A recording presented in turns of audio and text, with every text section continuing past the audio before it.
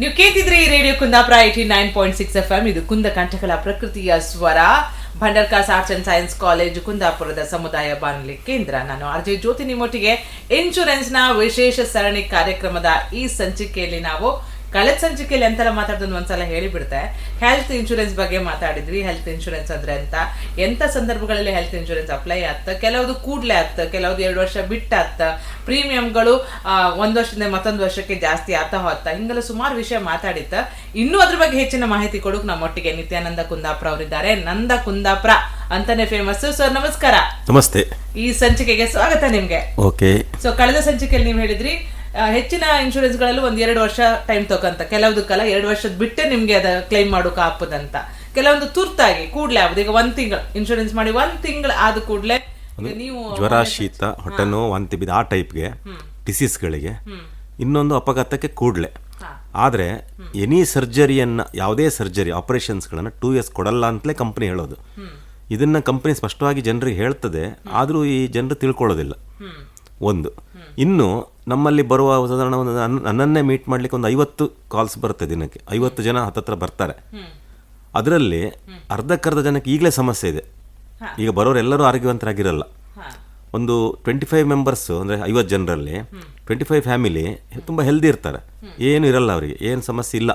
ನಾಳೆ ಏನಾದರೂ ಆದರೆ ಬೇಕು ಎಂಬ ಅವೇರ್ನೆಸ್ಸಿಗೆ ಬಂದಿರ್ತಾರೆ ಅವರು.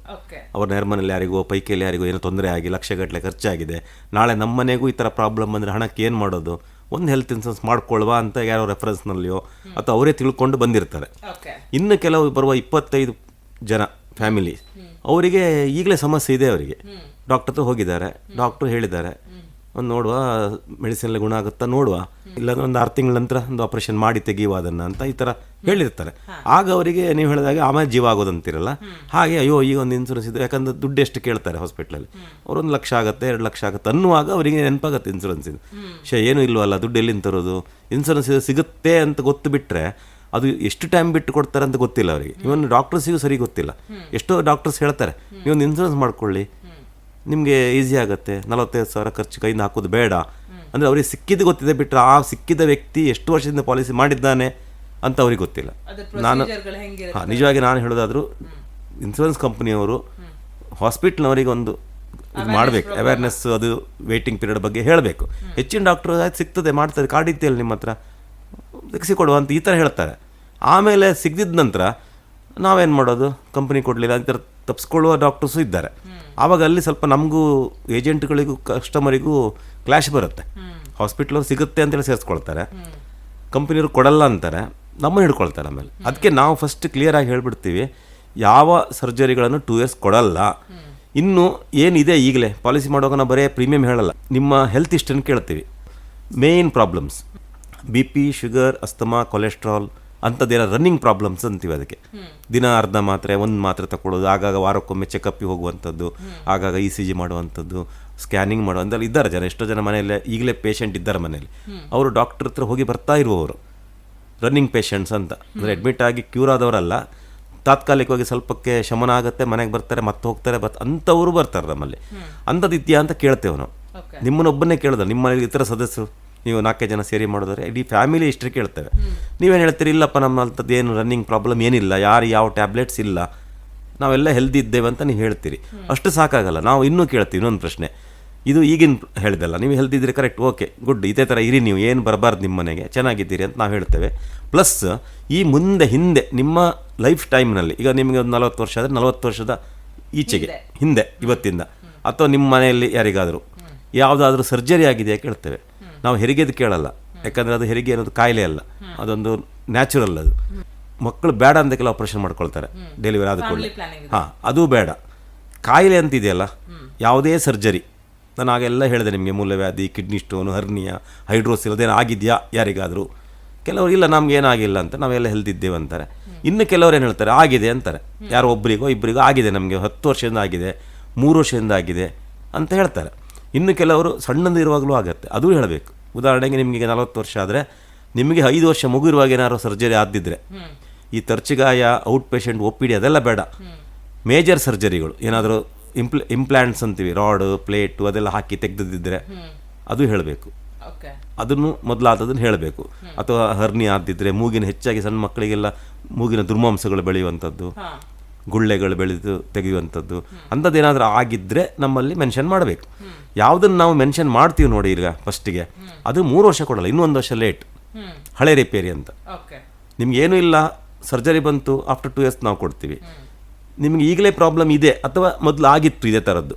ನಮ್ಮಲ್ಲಿ ಮೊನ್ನೆ ಒಬ್ಬರು ಲೇಡಿ ಬಂದರು, ಅವರಿಗೆ ಪ್ರತಿ ವರ್ಷ ಹರ್ನಿ ಆಗುತ್ತಂತೆ. ನಾನು ತಿಳ್ಕೊಂಡದ್ದು ಹರ್ನಿ ಒಂದೇ ಸಲ ಅಂತ, ಒಂದು ಸಲ ಆದರೆ ಮುಗೀತು ಅಂತ, ಇನ್ನು ಆಗಲ್ಲ ಅಂತ ಎನಿಸಿದೆ. ಇಲ್ಲ ಹಿಂಗೆ ಹೇಳ್ತಾರೆ, ನನಗೆ ಸ್ವತಃ 3 ವರ್ಷ ಕಂಟಿನ್ಯೂ ಆಗಿದೆ, ಅದು ಡಾಕ್ಟ್ರು ಮುಂದಿನ ವರ್ಷ ಆಗುತ್ತಂತ ಗ್ಯಾರಂಟಿ ಕೊಡಲಿಲ್ಲ, ಆದರೆ ಆಗಬಹುದು ಅಂತ ಹೇಳಿದಾರಂತೆ.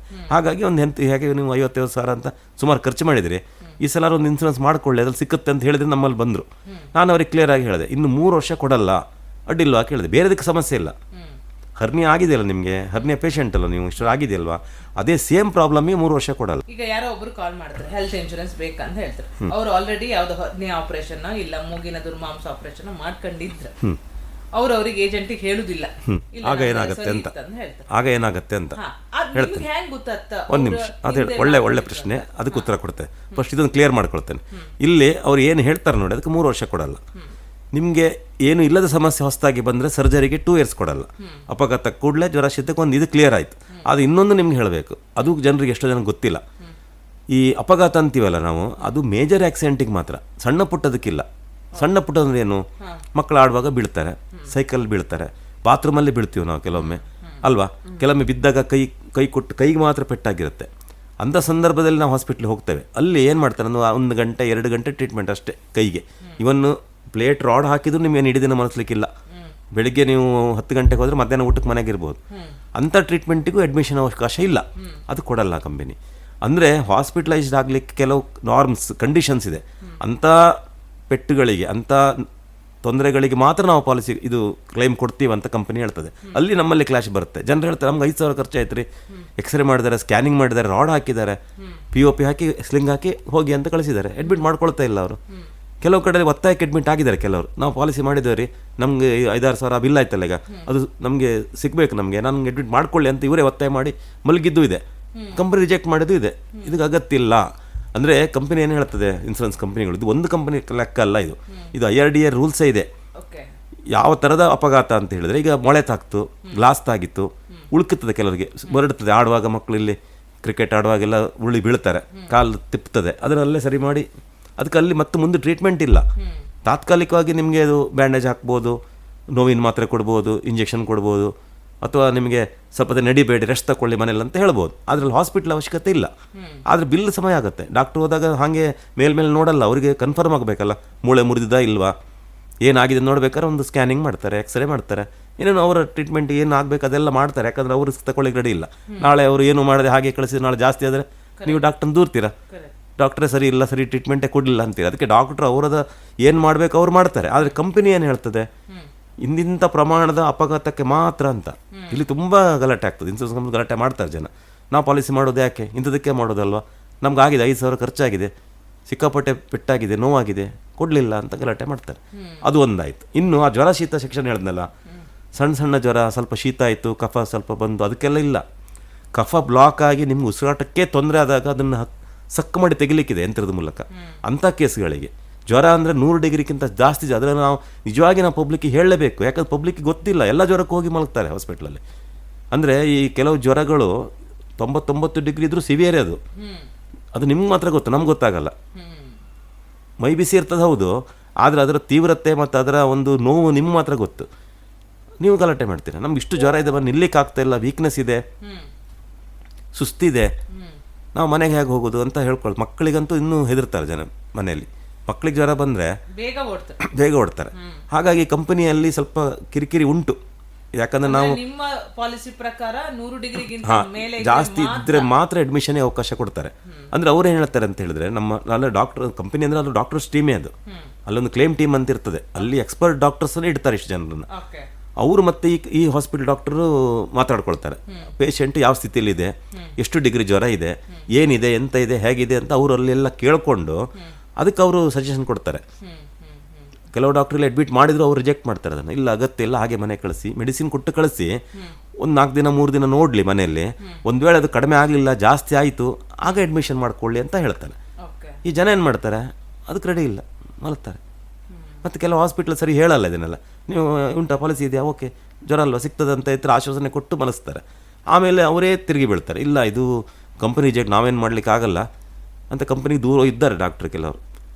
ಅದು ಆ ಕಂಪ್ನಿ ಯಾಕೆ ಮಾಡಿದ್ದು ನೀವು, ಬೇರೆ ಕಂಪ್ನಿ ಇರಲಿಲ್ವಾ, ನಿಮ್ಗೆ ಏಜೆಂಟ್ ಯಾರು ಮಾಡಿದ್ದು, ಅವ್ನು ಕೇಳಿ ಇವ್ನು ಕೇಳಿ ನಮ್ಮನ್ನು ಮಧ್ಯೆ ಕರೀತಾರೆ. ಆ್ಯಕ್ಚುಲಿ ನಮ್ಮ ಕೆಲಸ ಇಲ್ಲ, ಏಜೆಂಟ್ ಕೆಲಸ ಪಾಲಿಸಿ ಕೊಡುವವರೆಗೆ ಮಾತ್ರ ನಿಮಗೆ ಡೈರೆಕ್ಷನ್ ಕೊಟ್ಟು ಸಜೆಷನ್ ಕೊಟ್ಟು ಕೊಡುವಂಥದ್ದು. ನೆಕ್ಸ್ಟ್ ನೀವು ಹಾಸ್ಪಿಟ್ಲ್ ಅಂದ್ರೆ ಹಾಸ್ಪಿಟ್ಲ್ ಕೆಲಸ ಸ್ಟಾರ್ಟ್ ಆಗ್ತದೆ. ಇವತ್ತಿಗೂ ಹಾಸ್ಪಿಟ್ಲ್ ಅವರು ನಮ್ಗೆ ಫೋನ್ ಮಾಡ್ತಾರೆ, ಅಂದರೆ ಅವ್ರ ಮೂಲಕ ಏಜೆಂಟ್ ಬರಲಿಕ್ಕೆ ಹೇಳಿ ನೋಡಿ ಮಾಡಿ. ನಮ್ಮ ಕೆಲಸ ಏನಿಲ್ಲ ಅಲ್ಲಿ, ಅವರಿಗೆ ಅಗ್ರಿಮೆಂಟ್ ಆಗಿರುತ್ತೆ, ಕಾಂಟ್ಯಾಕ್ಟ್ ಆಗಿರುತ್ತೆ ಅವರಿಗೆ, ಯಾರಿಗೆ ನಮ್ಮ ಕಂಪನಿಯ ಕ್ಲೇಮ್ ಟೀಮಿಗೂ ಅವರಿಗೂ. ಅವರವರು ಮಾತಾಡ್ಕೊಂಡು ಸರಿ ಮಾಡಬೇಕೇ ಬೇರೆ ನಮ್ಮ ಏಜೆಂಟ್ರ ಕೆಲಸ ಏನೂ ಇಲ್ಲ, ನಮ್ಮ ಕೈಯಲ್ಲಿ ಏನೂ ಇಲ್ಲ. ಆ್ಯಕ್ಚುಲಿ ಹೇಳಲಿಕ್ಕೆ ನಾವು ಎಲ್ಲಿ ಹೋಗಿ ನಮ್ಮ ಅವಶ್ಯಕತೆ ಬೀಳುತ್ತಂದರೆ ಅಲ್ಲಿ ಕೆಲವು ಇನ್ಫಾರ್ಮೇಷನ್ ನಾವು ಸರಿ ಕೊಡಲ್ಲ. ಯಾವಾಗ ಪಾಲಿಸಿ ಮಾಡಿದ್ದು, ಪಾಲಿಸಿ ನಂಬರ, ID ನಂಬರ, ಅದೆಲ್ಲ ನಾವು ಸ್ವಲ್ಪ ಜವಾಬ್ದಾರಿ ತಗೊಳ್ಬೇಕು. ನಮ್ಮ ಹತ್ರ ಎಲ್ಲ ರೆಕಾರ್ಡ್ ನಾವು ಮಾಡ್ತೀವಿ, ನಮ್ಮದು 15-20 ವರ್ಷದ ರೆಕಾರ್ಡ್ ಇದೆ. ಯಾರ್ಯಾರು ಪಾಲಿಸಿ ಮಾಡಿದ್ದಾರೆ, ಯಾವ ನಂಬರ, ಎಷ್ಟು ಪ್ರೀಮಿಯಂ ಕಟ್ಟಿದ್ದಾರೆ, ಯಾವ ಪಾಲಿಸಿ, ಅದು ಎಲ್ಲ ನಮ್ಮ ಹತ್ರ ರೆಕಾರ್ಡ್ ಇರುತ್ತೆ. ಕೆಲವು ಕಳ್ಕೊಳ್ತಾರೆ ಪಾಲಿಸಿಯನ್ನು, ಆಗ ನಾವು ಇಮಿಡಿಯೇಟ್ ನೋಡಿ ರೆಫರ್ ಮಾಡಿ ಎಲ್ಲ ಮಾಡಿ ಅವರಿಗೆ ಹಾಸ್ಪಿಟ್ಲಿಗೆ ಮೆಸೇಜ್ ಆಗ್ತವೆ, ಪಾರ್ಟಿ ನೇಮ್, ಪಾಲಿಸಿ ನಂಬರ್, ಯಾವಾಗ ಮಾಡಿದ್ದು, ಎಷ್ಟು ಲಕ್ಷದ ಪಾಲಿಸಿ, ಅಷ್ಟು ಡೀಟೇಲ್ಸ್ ನಮ್ಮ ಹತ್ರ ಇರಬೇಕು. ಇನ್ನೊಂದು ಆಗ ಒಂದು ಪ್ರಶ್ನೆ ಕೇಳಿದೆ ಬಾಕಿ ಇತ್ತು. ಇನ್ನೊಂದು ಎಂತ ಕೇಳಿದ್ರೆ ಪಾರ್ಟಿ ನೇಮ್ ಅಂತ ಹೇಳ್ರಿ, ಇನ್ಶೂರೆನ್ಸ್ ಮಾಡಿಸೋತಿಗೆ ಒಂದು ಕೊಡುವ ಹೆಸರು, ಹಾಸ್ಪಿಟಲ್ಗೆ ಕೊಡುವಾಗ ಡಾಕ್ಯುಮೆಂಟ್ ಕೊಡುವ ಹೆಸರು ಎರಡು ಬೇರೆ ಬೇರೆ ಇಲ್ಲ, ಕ್ಲೇಮ್ ಸಿಗಲ್ಲ. ಅಲ್ಲಿ ಏನು ಗೊತ್ತಾ, ಅದು ಎಲ್ಲ ಕಡೆಯಲ್ಲಿ ಹಾಗೇನೆ. ನೀವು ಅಲ್ಲೇ ಹಾಸ್ಪಿಟಲೈಸ್ಡ್ ಆದಾಗ ಮಾತ್ರ ಅಲ್ಲ, ನೀವು ವಿಮಾನದಲ್ಲಿ ಪ್ರಯಾಣ ಇರಲಿ, ರೈಲಲ್ಲಿ ಪ್ರಯಾಣ ಇರಲಿ, ಅಥವಾ ಯಾವುದೇ ಒಂದು ಗೌರ್ಮೆಂಟ್ ಯೋಜನೆ ಪಡೆಯುವಾಗ ಈವನ್ ಬ್ಯಾಂಕ್ ದುಡ್ಡು ಬರಲಿಕ್ಕಾದರೂ ಸಹ ನಿಮ್ಮ ಹೆಸರೀಗ ಒಬ್ಬರ ಹೆಸರೀಗ ಸುರೇಶ್ ರಾವ್ ಅಂತಿರುತ್ತೆ, ಅವನೊಂದು ಬರೀ ಸುರೇಶ್ ಅಂತ ಕೊಟ್ಟಿರ್ತಾನೆ, ಏನೋ ಮರೆತು ರಾವ್ ಕೊಟ್ಟಿಲ್ಲ, ಅವನಿಗೆ ಚೆಕ್ ಸುರೇಶ್ ಅಂತ ಸಲ ಬಂದು ಬ್ಯಾಂಕಲ್ಲಿ ಕೊಡಲ್ಲ ನಿಮಗೆ, ಯಾಕಂದ್ರೆ ಅಲ್ಲಿ ಏನಿದೆ ಅದೇ ಇರಬೇಕು. ಇವತ್ತು ಜನ ಅದ್ರ ಬಗ್ಗೆನೇ ಅವೇರ್ನೆಸ್ ಇಲ್ಲ. ನಮ್ಮಲ್ಲಿಗೆ ತುಂಬ ಡಾಕ್ಯುಮೆಂಟ್ ಬರುತ್ತೆ, ನಾವು ಮಾತ್ರ ಡಾಕ್ಯುಮೆಂಟ್ ಕೊಡುವಾಗ ಅವನಿಗೆ ಹೇಳಿ ವಾಪಸ್ ಕೊಡ್ತೇವೆ. ಏನು ಹೇಳ್ತೀವಿ ಗೊತ್ತುಂಟಾ, ನೋಡಿ ನಿಮ್ಮ ಆಧಾರ್ ಕಾರ್ಡಲ್ಲಿ ಈ ಥರ ಇದೆ, ಪಾನ್ ಕಾರ್ಡಲ್ಲಿ ಈ ಥರ ಇದೆ, ಅಲ್ಲಿ ಸರ್ನೇಮ್ ಇದೆ, ಇಲ್ಲಿ ಸರ್ನೇಮ್ ಇದೆ, ಒಂದು ಸ್ಪೆಲ್ಲಿಂಗ್ ಆ ಕಡೆ ಈ ಕಡೆ ಇದೆ, ತಂದೆ ಹೆಸರು ಚೇಂಜ್ ಇದೆ, ಅಂದರೆ ಈ ಸುರೇಶ್ ಶೆಟ್ಟಿ ಇದ್ದರೆ ಶೆಟ್ಟಿ ಇಲ್ಲ, ಅಪ್ಪರ ಹೆಸರಲ್ಲಿ ಒಂದು ಕಡೆ ಸುರೇಶ್ ಶೆಟ್ಟಿ ಇದೆ, ಇನ್ನೊಂದು ಕಡೆ ಸುರೇಶ್ ಮಾತ್ರ ಇರ್ತದೆ. ಅದೆಲ್ಲ ಇದ್ದರೆ ಅವನಿಗೆ ರಗಳೆ, ಅದು KYC ಆಗಲ್ಲ. ಡೇಟ್ ಆಫ್ ಬರ್ತು ಹಾಗೆ, ಅದರಲ್ಲಿ ಬೇರೆ ಇರುತ್ತೆ, ಇದರಲ್ಲಿ ಬೇರೆ ಇರುತ್ತೆ, ಇಸ್ವಿಗಳು 95 ಇರುತ್ತೆ, ಅಲ್ಲಿ 96 ಇರುತ್ತೆ, ತುಂಬ ರಗಳೆ. ಜನ ಇವತ್ತು ಬಂದು 10 ವರ್ಷ ಆಗಿರುತ್ತೆ ಆಧಾರ್ ಕಾರ್ಡ್ ಪಾನ್ ಕಾರ್ಡು, ಇವತ್ತಿಗೂ ಸರಿಯಾಗಿ ನೋಡಲ್ಲ, ಒಂದೇ ಥರ ಇದೆಯಾ ನೋಡುವ, ಏನೋ ಮಿಸ್ಟೇಕ್ ಇದೆಯಾ ಅಂದರೆ ಆ ಟೈಮ್ನಲ್ಲಿ ಸರಿ ಮಾಡ್ಕೋಬೇಕಲ್ಲ ಅವರು. ಕೊನೆಯ ಮೂಮೆಂಟಲ್ಲಿ ಓಡಾಡ್ತಾರೆ, ಅಲ್ಲಿ ಕೂಡಲೇ ಆಗಲ್ಲ. ಆಗ ಪಾನ್ ಕಾರ್ಡು ಮತ್ತು ಆಧಾರ್ ಕಾರ್ಡ್ ಸರಿ ಇಲ್ಲ ಆದರೆ ಲಿಂಕ್ ಆಗಲ್ಲ.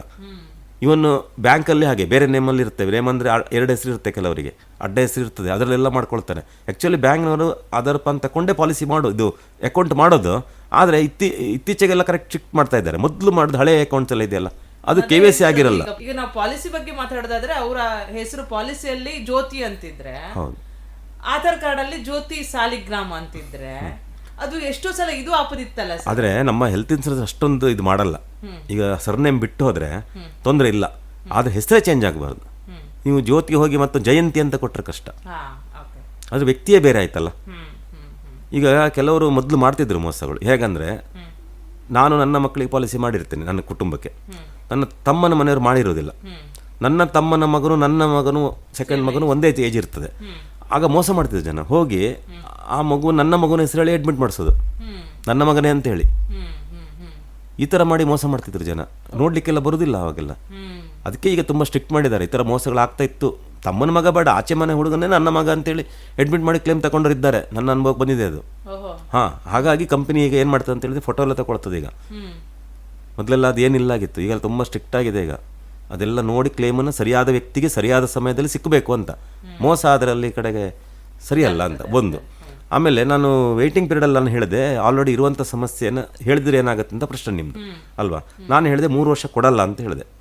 ಜನ ಇವತ್ತು ಬಂದವರು ಕೆಲವರು ಅವರೇ ಹೇಳೋದೆ, ಬೇಡ ಅದೆಲ್ಲ ಹಾಕೋದು ಬೇಡ, ಅದು ಮುಗ್ದೋದು ಕತೆ, ಅದು ರಾಡ್ ಹಾಕಿ ತೆಗೆದಾಯ್ತು, ನೀವು ಅದಕ್ಕೆಲ್ಲ ಜನರದು ಹೇಳಿಕೆ ಇದು ಭಾಳ ಸಸಾರದ ಹೇಳ್ತಾರೆ. ಅದೆಲ್ಲ ಹೇಳೋದು ಬೇಡ, ಮಾಡೋದು ಬೇಡ ರೀ ಅದೆಲ್ಲ ಅಂತ ಹೇಳೋದು ಒಂದು. ಇನ್ನು ಕೆಲವರು ಮರ್ತು ಬಿಟ್ಟಿರ್ತಾರೆ, ಅವ್ರು ನೆನಪಿಂದ 10-20 ವರ್ಷದ ಹೋಗಿರುತ್ತೆ. ಮೂರನೇದು, ಈಗ ನೀವು ನಿಮ್ಮ ವಿಷಯದಲ್ಲಿ ನೀವು ಇವತ್ತು ಪಾಲಿಸಿ ಮಾಡುವಾಗ ನಿಮಗೆ ನಿಮ್ಮ ಯಜಮಾನರ ಬಗ್ಗೆ ಬರೇ ಒಂದು 5-6 ವರ್ಷ ಆದಿದ್ದು ಅಷ್ಟದ್ದು ಮಾತ್ರ ಗೊತ್ತು ನಿಮಗೆ. ಮೊದಲಿದ ಬಗ್ಗೆ ನಿಮ್ಗೆ ಗೊತ್ತಿಲ್ಲ. ಅವರು ಕಾಲೇಜ್ ಲೆವೆಲಲ್ಲಿಯೋ ಹೈಸ್ಕೂಲ್ ಇರುವಾಗಲೋ ಅಥವಾ 5-6 ವರ್ಷದ ಮಗು ಇರುವಾಗಲೋ ಏನಾದರೂ ಆಗಿದೆಯಾ ಅಂತ ನಿಮಗೆ ಗೊತ್ತಿಲ್ಲ. ನೀವು ಒಂದು ಪಾಲಿಸಿ ಬರುವಾಗ ನೀವು ನಿಮ್ಮೊಂದು ಹೇಳ್ತೀರಿ, ಈಗಿಂದ ಹೇಳ್ತೀರಿ. ಒಂದು 5 ವರ್ಷ ಆಯ್ತು ಮದುವೆ ಆಗಿ, ಏನು ಸಮಸ್ಯೆ ಇಲ್ಲ, ನಾವೆಲ್ಲ ಆರಾಮಿದ್ದೇವೆ. ಮದುವೆ ಒಂದು ಹೆರಿಗೆ ಆಗ್ತಿದ್ರೆ ಹೆರಿಗೆ ಆಗಿದೆ, ಒಂದು 1-2 ಹೆರಿಗೆ ಆಗಿದೆ, ಮಕ್ಕಳೆಲ್ಲ ಆರಾಮಿದ್ದಾರೆ. ನಾವು ಮಗುನ ಕೇಳೋ ಅದು ಕೇಳ್ತೀವಿ. ಚಿಕ್ಕ ಮಗು ಇದ್ದರೆ 1-2 ವರ್ಷ ತೊಂದರೆ ಇಲ್ಲ. 1 ವರ್ಷದ ಒಳಗೆ ಮಗು ಇದ್ದರೆ, ಮಗು ಹುಟ್ಟುವಾಗ ನಾರ್ಮಲ್ ಆಗಿ ಹುಟ್ಟಿತ್ತಾ, ಅದಕ್ಕೇನಾದರೂ ಸಮಸ್ಯೆ ಇತ್ತಾ, ಬರ್ತಾ, ಅದು ಕೇಳ್ತೀವಿ. ಯಾಕಂದರೆ ಕೆಲವು ಮಕ್ಕಳು ಅಂಥ ಮಕ್ಕಳು ಇರ್ತಾರೆ 1-2 ವರ್ಷ ಆದ ನಂತರ ಅದು ಅಂಥದ್ದೆಲ್ಲ ಇರುವುದಿಲ್ಲ, ಟ್ರೀಟ್ಮೆಂಟ್ ಎಲ್ಲ ಆಗಿರುತ್ತೆ. ಅಂಥದ್ದಿದ್ದರೆ ನಾವು ಬರೀಲಿಕ್ಕಿದೆ ಅದರಲ್ಲಿ ಮಗುವಿನ ಬಗ್ಗೆ ಸಹ. ಸೊ ನೀವು 1 ತಿಂಗಳ ಮಗುವಿಗೂ ಇನ್ಕ್ಲೂಡ್ ಮಾಡ್ತೀರಿ? ಹಾಂ, ಅದರಲ್ಲಿ ವೆರೈಟೀಸ್ ಇದೆ. ಕೆಲವುದರಲ್ಲಿ ಬರೀ 16 ಡೇಸಲ್ಲಿ ಸೇರಿಸ್ಲಿಕ್ಕೆ ಒಂದು ಅವಕಾಶ ಇದೆ. ಕೆಲವು ಇದರಲ್ಲಿ 1 ಮಂತ್ ಕಾಯಬೇಕು, ಇನ್ನು ಕೆಲವು ಪಾಲಿಸಿ 6 ತಿಂಗಳು ಕಾಯಬೇಕು ಆ ಮಗುನ ಆ ಪಾಲಿಸಿಯಲ್ಲಿ ಸೇರಿಸಬೇಕಾದ್ರೆ. ಎಲ್ಲ ಪಾಲಿಸಿ ಒಂದೇ ರೂಲ್ಸ್ ಇಲ್ಲ. ಇನ್ನೊಂದರಲ್ಲಿ 1 ವರ್ಷ, ಫಸ್ಟ್ 1 ವರ್ಷ ಮಗುನ ಸೇರಿಸಲಿಕ್ಕೆ ಇಲ್ಲ. ಇನ್ನೊಂದಿದೆ, ಮೊದಲಿತ್ತದು ಇದು ಹೋಯ್ತದು 2 ಇಯರ್ಸ್ ಕಾಯಬೇಕು. ನಿಮ್ಮ ಮಗುನ ಸೇರಿಸ್ಬೇಕಾದ್ರೆ 2 ವರ್ಷ ಆಗಬೇಕು ಆ ಮಗುಗೆ. ಅದು ಹೋಯ್ತು, ಕ್ಯಾನ್ಸಲ್ ಆಯ್ತು ಆ ಪ್ರೋಗ್ರಾಮ್. ಯಾಕಂದರೆ ಅದು ತುಂಬ ಲೇಟ್ ಆಗುತ್ತೆ, ಮಗುನ ಬಿಟ್ಟು ಮಾಡ್ಲಿಕ್ಕೆ ಜನ ರೆಡಿ ಇಲ್ಲ ಅಂತ ತೆಗೆದುಹಾಕಿದ್ರು. ಈಗ ಮಿನಿಮಮ್ 1 ಇಯರ್ದು ಇದೆ, ಜಾಸ್ತಿ ಅಂದರೆ ಇನ್ನೂ 16 ದಿನದ್ದು ಇದೆ. ಮಗು ಹುಟ್ಟಿದ ಕೂಡಲೇ ಸೇರಿಸಲ್ಲ, 16 ಡೇಸ್ ಆದಮೇಲೆ ನಮಗೆ ಇನ್ಫಾರ್ಮೇಷನ್ ಮಾಡಬೇಕು. ಅಥವಾ ಈಗಲೇ ಆಲ್ರೆಡಿ ಮಗು ಇದ್ದರೆ ಈಗಲೇ 16-18 ದಿನ ಆದರೆ ಸೇರಿಸ್ಬೋದು. ಸರ್, ಈಗ ಇನ್ಫಾರ್ಮೇಷನ್ ಹೈಡ್ ಮಾಡಿದರೆ ಹೌದು. ಈಗ ಇಲ್ಲಿ ಎಮರ್ಜೆನ್ಸಿ ನಾನು ಹೇಳಿದಾಗ BP ಶುಗರ್ ಇದ್ದವ್ರಿಗೆ ಕೊಡಲ್ಲ, ಯಾವುದು ಹಾರ್ಟ್ ಮತ್ತು ಹಾರ್ಟ್ ಬಂದರೆ. ಯಾಕಂದರೆ BP ಶುಗರಿಂದಲೇ ಕಿಡ್ನಿ, ಹಾರ್ಟು, ಕಣ್ಣಿಂದ ರೆಟಿನ, ಗ್ಯಾಂಗ್ರೀನ್ ಅದೆಲ್ಲ ಅದರಿಂದ ಏರ್ಪೇರಾಗಿ ಬರುವಂಥದ್ದು. ಹಾಗಾಗಿ ನಾವು BP ಶುಗರಿಗೆ ಕೊಡಲ್ಲ ಅಂದರೆ ಆಯ್ತು ತೊಂದರೆ ಇಲ್ಲ ಅಂತಾರೆ. ಆದರೆ ಕಡೆಗೆ ಬಂದು ಗಲಾಟೆ ಮಾಡ್ತಾರೆ, ನಾವು BP ಶುಗರ್ ಅದು ಯಾಕೆ ಹಾರ್ಟಿಗೆ ಕೊಡಲ್ಲ, ಯಾಕೆ ನೀವು ಕಣ್ಣಿಗೆ ಕೊಡಲ್ಲ, ಯಾಕೆ ಅಂದರೆ ಅದರಿಂದ ಬಂತು ಅಂತ ಒಪ್ಕೊಳ್ಳಿಕ್ಕೆ ರೆಡಿ ಇಲ್ಲ ಅವರು. ಅವ್ರೇನು BP ಶುಗರ್ ಅಂದರೆ ಅದು ಮಾತ್ರ ತಗೊಳ್ಲಿಕ್ಕೆ ಚೆಕ್ ಮಾಡ್ಲಿಕ್ಕೆ ಕೊಡಲ್ಲ ಅಂತ ತಿಳ್ಕೊಂಡಿರ್ತಾರೆ. ಅದನ್ನು ನಾವು ಸ್ಪಷ್ಟವಾಗಿ ಹೇಳ್ತೇವೆ.